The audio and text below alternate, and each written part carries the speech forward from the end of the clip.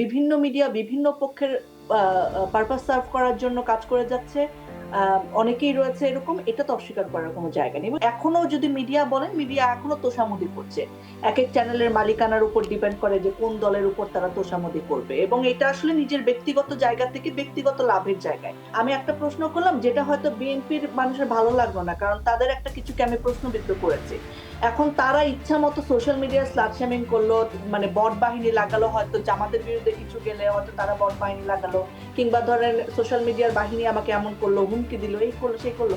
এই জিনিসগুলোর জায়গায় আমাদের নাগরিক সচেতনতা বৃদ্ধি অনেক বেশি জরুরি। সেলফ সেন্সরশিপ বলে একটা ব্যাপার আছে যেটা মিডিয়াতে অনেক বেশি চলে এখনো।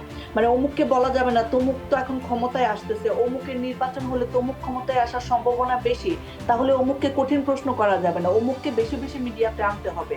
আমি বিশ্বাস করি যদি মানুষের নৈতিকতার জায়গা ঠিক থাকে তাহলে ব্যক্তিগত জায়গা থেকে হলেও মানুষ আসলে সত্যের পক্ষে কথা বলতে পারে। আর যদি সেটা ঠিক না থাকে, আপনাকে যত স্বাধীনতাই দেওয়া হোক, যত বলুক যে আমাকে গালাগাল করার অসুবিধা নেই, কিন্তু আপনি কখনো গালাগালি করবেন না। কারণ আপনি তো প্রমোশন চান, আপনি চান যে সবগুলা বিটে আপনি আসলে সফর সঙ্গী হতে চাইবেন, এই হতে চাইবেন, সেই হতে চাইবেন। কোর্স এরকম অনেক হুমকি এসেছে।